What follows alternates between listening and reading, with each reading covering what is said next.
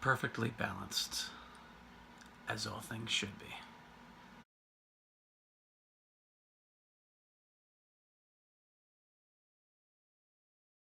Well, they don't call me the Flash because I'm fast. As of now, Avengers Infinity War has been out for about a year. But who am I kidding? People are reviewing films that have been out for the past 40 years, so here it goes. So I'm going to assume that you've seen this movie already, so this review is going to be spoiler-filled. You have been warned. Avengers Infinity War was directed by the Russo brothers, who directed both Captain America films before this, Captain America Civil War, and Captain America the Winter Soldier. This movie follows Thanos as he, the villain that has been built up since the first Avengers movie in 2012, desperately struggles to save his home and all the entire cosmos against the ill fate of the world's resources eventually running out and everyone meeting their doom. His master plan to save everyone is by killing off half the population and thus conserving resources. Either some die or they all die. And now it's up to the Avengers to stop him. Piece of cake, right? So Infinity War has a massive undertaking to fill. First, it has to balance about 20 or so main characters in a 2.5-hour runtime. It had to establish a great villain that we've been waiting 6 years to see. And it just had to be epic. There's a lot riding on this movie. So the big question is, did it succeed? Mostly yes. With a movie as grandiose as Avengers Infinity War, there are going to be a few limitations that kind of give the movie a few bumps along the road. In my personal opinion, I don't see these limitations as big things that detract from the entire score. However, I need to address the fact that they are there. Let's dig a little deeper. Okay, so right out of the gate, Infinity War hits you with this insanely dark tone. Within the first 10 minutes of the movie, you have one of the most well-respected, well-loved Marvel characters of all the cinematic universe dies at the hand of Thanos. So at the same time, you're left with, no! And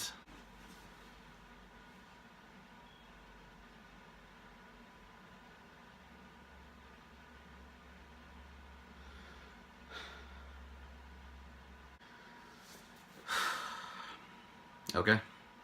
Some really dark stuff's gonna happen in this movie. In the original Avengers movie, you had 4 main Tier 1 characters, meaning for the first time their personalities clashed. Here you get the same thing, only each other's views on protecting the planet differ from one another. You get Tony Stark all like, "Wizard, get that Infinity Stone out of here." And Doctor Strange, as protector of the stone, is not giving that up for anything. It definitely makes for some good interaction in the beginning of the movie.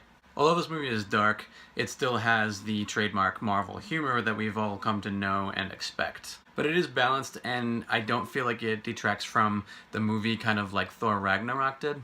I can remember as I was watching Thor Ragnarok, there was a few scenes where there was a really epic build-up, and then it was just kind of weakened by the humor.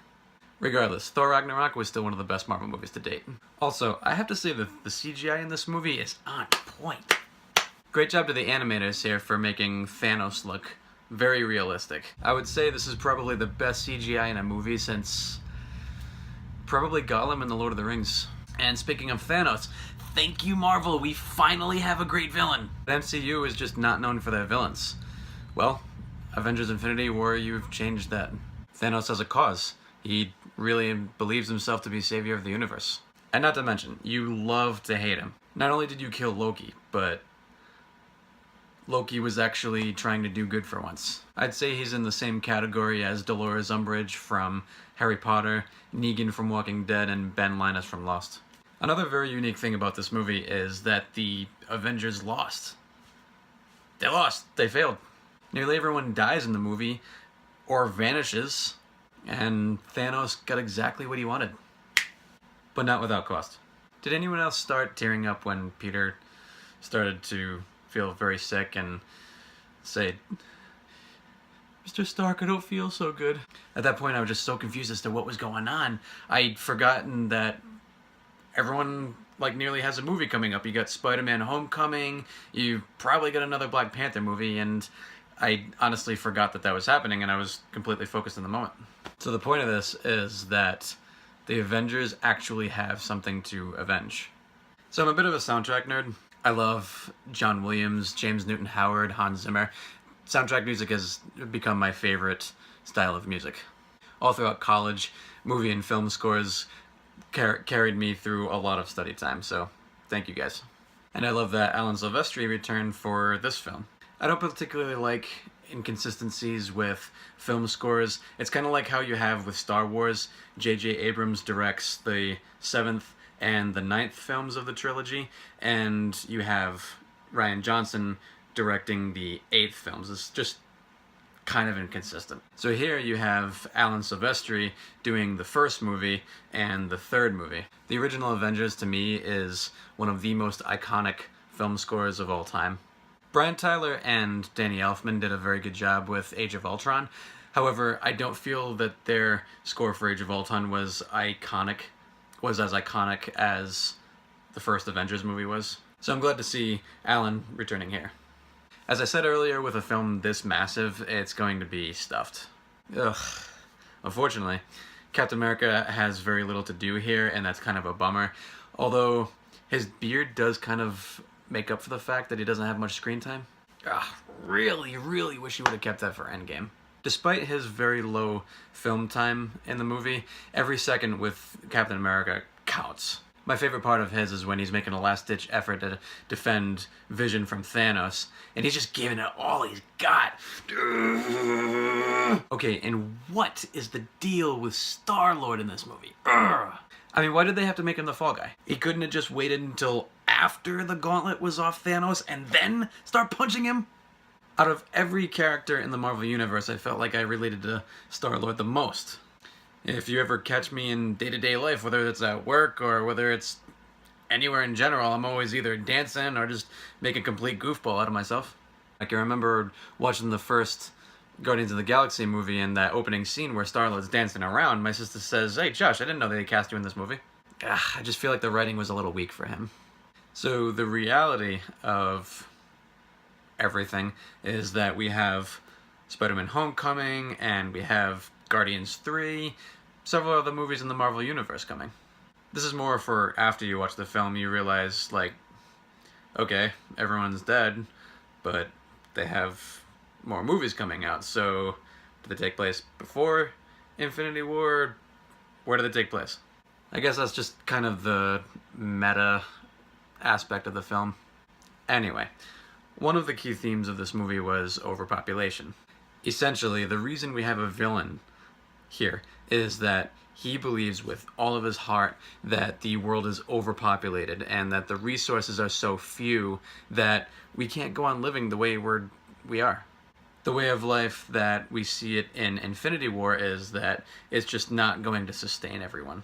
So Thanos' grand solution to this entire problem is to kill half the population completely at random.